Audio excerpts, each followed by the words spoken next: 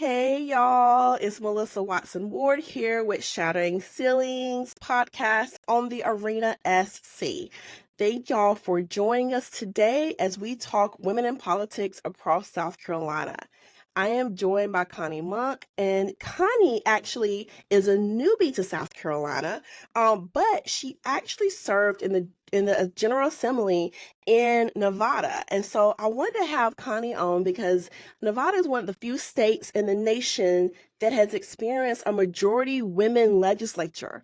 And so wanted to talk a little bit about what was that like, Connie, serving with so many women. It was absolutely an honor. The diversity of the women, there was 32 of us in the assembly alone. Um, Women of color, women of nationalities, to be able to learn, and the diversity, um, the women that were already there, that had already been elected, took the 12 of us under their wing and trained us. Um, it was a fantastic time. I am so proud that I served my district. We call it the Citizens Legislature, and definitely was, definitely. So with so many women in office, we talk about women tend to focus on women's issues. I personally believe women's issues are family issues, are community issues. But what topics or issues were y'all able to focus on by having so many women legislatures? A lot of the issues, of course, would never have gotten heard had it not, just been a male, like we see the old, the old guard. We did sexual trafficking. I personally had a rape bill that we passed, sexual assault, sexual misconduct, um, maternal mortality, banning child marriage, um, a lot of the women's issues, obviously. Oh, that is so good that y'all were able to ban child marriage. For those of y'all who don't know, child marriage is still a thing here in the US. And let me just get on my soapbox for a moment with child marriage. So, we have been able to decrease the number of teen pregnancies in the US with all of the work and the funding that has been targeted towards that topic. But y'all, the teens aren't getting pregnant by other teens. Statistically, most of the teen women or girls, really girls who are not women, girls who are getting pregnant by older men. And then that's where you have a lot of the teen marriages and things come in. So we have been able to decrease the number of teen pregnancies. But now that we have some of the legislation that's coming through, I worry that those numbers are going to go up again, because, there are those on the right that seem to want more people pregnant, and specifically, not letting, teenagers be teenagers. So it's so exciting to hear that y'all have been able to really address some of those issues, and those issues that I think really improve the quality of life for women and girls, in the state. So that is really exciting. And those are issues that, unfortunately, as you can see, being in South Carolina now for a little while, that we don't address in South Carolina. Exactly. There's just not enough women. And like I said, it's still the old guard. It's still male dominated. And many, many times they don't want to hear those, issues. Another good example is the pink tax. We passed the pink tax on women's hygiene. And, we had some pretty snarling men make comments on it, of Hmm. course, you know. Um, one of the men asked, well, does that mean that when I buy a jockstrap, I won't have to pay tax on it? It was so silly, and that's what I mean by, heavily dominated male in a lot of the states, unfortunately. And the thing is, y'all, people who are socialized as women lead different than people who are socialized as men, for better or for worse. And a lot of it is socialization. It's not necessarily just biology. A lot of it is socialization. When you are socialized as a woman and you live your life as a woman, there are things that are priority to you as a woman, and there's a way that you lead.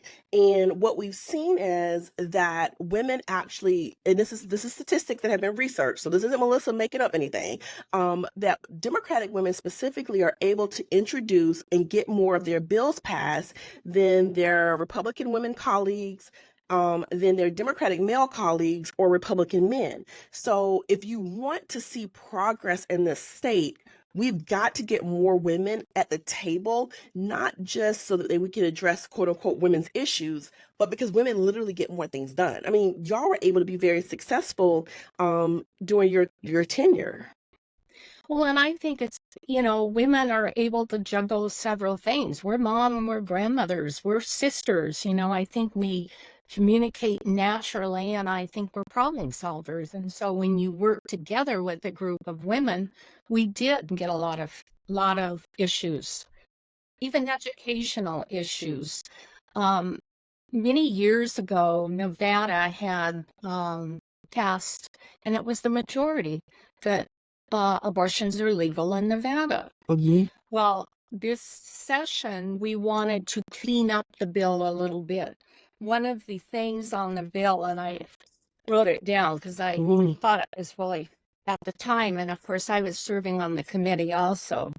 But if a woman was going to have an abortion in the state of Nevada, she had to have her husband's approval. Well, we wanted that removed. And so one of the male colleagues said, but when a Republican colleague defended a century-old law requiring doctors to ask women seeking abortions whether they're married, my senator, who was the head of the committee, said, well, a man is not asked his marital status when he gets a vasectomy. And that's very true. It was, and she said, I hated to be crass, but I mean, he was being crass, at the too. So, like I said, to serve was absolutely fantastic, but there were, some male issues, unfortunately. So, Right. Yeah, I can only imagine the pushback from some of the men, especially with so many women in leaders of positions of leadership and positions to make law. So exactly. as you've been in South Carolina, you've been involved in the Democratic Party. Connie and I actually met at the Blue Palmetto dinner, and I was telling her and her husband what I did for work. And come to find out, Connie is actually a graduate of Emerge, Nevada. She graduated there in 2018, and so that's how we made this connection. And to find out that she served in their assembly. So now that you're here in South Carolina and you're volunteering with the Democratic Party and you're doing work here, what advice would you give Democrats as here in South Carolina as we try to increase the number of women serving in South Carolina? Well, I think, of course, the coordinated, campaigns. The women's groups, the Emerge, the Emily lists, the Now, Planned Parenthood. They're all skill building. They're all about leadership, and it gives women the confidence, to find their own voice and to run. I have always been involved in politics for years and years. I worked on a lot of campaigns, whether it was state, local, or federal campaigns, and I think that really helped me. I learned from the person that was running, how they ran their campaigns, knock doors, of course, for people. So I really think that helped me when I decided to run. And of course, Emerge was right there, definitely. I can't highly, highly let women know they have got to go through Emerge if they want to, run for a particular office, whether it's a school board or city council or, a state office. I just learned so much. and gain so much confidence. I think that's the big part of it is, like I said, give women the option and the confidence to find their voice. My speaker, when of course he knew, we have the majority women, this is one thing he said, and I've stuck with it. The time has come and women will wait no more. Mm, And the yes. time has come. Yes, women will wait no more. Thank you for that, Connie. Obviously, I've drunk the Emerge Kool-Aid because I've been there for several years now. And I do think it is a great program, not just for the training, but for the network also. So I recommend, even if you have not been able to go through the Emerge training program, find you your own network. Find a network of people who believe in you and support you, y'all, because running for office can be very, very lonely, and serving can be even more lonely. So find you your network. And I'm going to tell you in closing what I told the Emerge graduates last night who just graduated from our boot camp is that you are qualified. Connie just talked about confidence. You are qualified. So often women feel like, there's a job description, for example, and there's 10 qualifications. We feel like we have to have all 10 to apply. Well, and no dig to men, but a lot of men will just apply because it sounds interesting. Like, not even that they have the qualifications. Women feel like we have to be perfect. Like, we have to be the perfect employee or the perfect, candidate to even put our name on anything. You don't. Y'all have the qualifications because you live in the district and you meet the age requirements. Those are the qualifications to run for most offices. And you most likely bring a wealth of experience and knowledge that the other candidates don't. So I say, again, I'm an advocate for women candidates, not just because they're women, but because of the unique experiences and knowledge and skills they bring to office. So don't vote for women just because they're women. Vote for women because they are the better candidates. I agree 100,000%. Yeah. You Thank you, nailed it. Connie. And as I said, I say donate to women campaigns, volunteer, especially because a lot of the women on the ballot this year are not incumbents. So they need your help, door knocking, writing postcards, phone banking, and that all costs money. So donate to a woman, volunteer for a woman, and vote for a woman. I agree, and thank you. Thank you, Connie. And don't forget, y'all, to subscribe. You can find Shattering Ceilings where you find your favorite podcast. I hope this becomes your favorite podcast.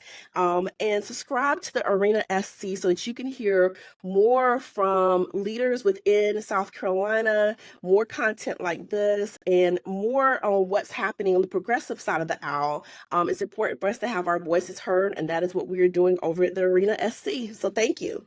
Thank you. It was a pleasure to be here with you. Thank you, Connie.